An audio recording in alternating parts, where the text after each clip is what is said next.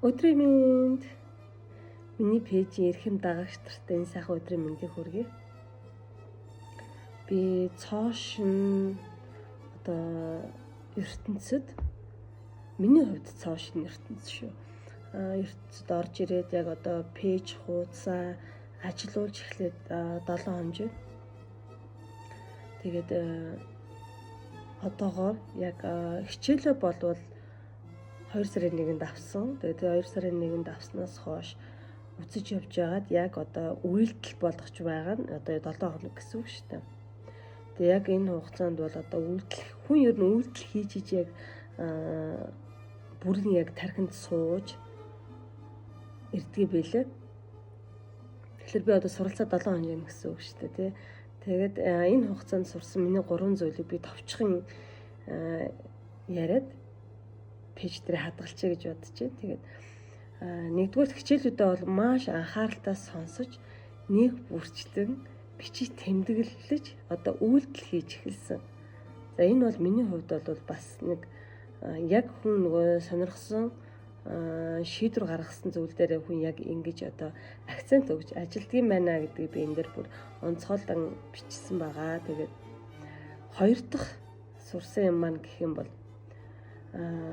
тархинд байгаа бодлууд эмх цэгцтэй болж эхэлсэн.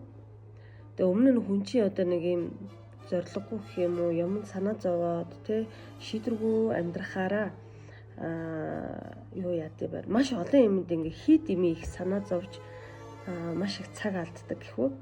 Тэгээ толгоон дотор ингээд нэг хит ими олон бодлууд эргэлдээл тэрэг чимээр энэ чимээр аль нь ч юу, аль нь ч нэг нь, аль нь ч хоёрдугаарт орох юм гээл ийм байдгийм бай. Тэгээд яг энэ сургалтыг аваад үйлдэл хийж эхэлснээс хойш бол миний тарих ерөөсөө маш эмх цэгцтэй болчлоо гэж би өөрөө өөр дээрээ анзаарч байгаа. Тэгээд 3 дахь юм болохоор пэйж дээр оруулж байгаа бүх бичлэг рилүүдийг би өөрийнхөө гараар хийж байгаа. Тэгээд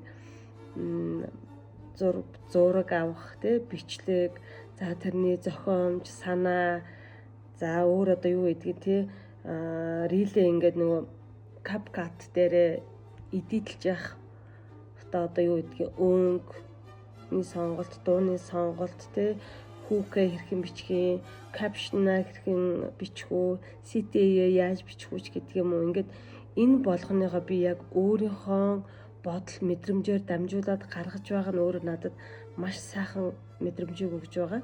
Тэгээ би анхлан суралцагч гэсэн энэ чинээсээ би асар их юмыг сураад явж байгаа. Надад энэ нь өөрөө түүх болоо үлдэж байна. Тэгээд багшийн зөвлөсний дагуу бол нөгөө яг энэ бүх рилүүдээ бас сошиал бүх сувгуудад оруулж байгаа.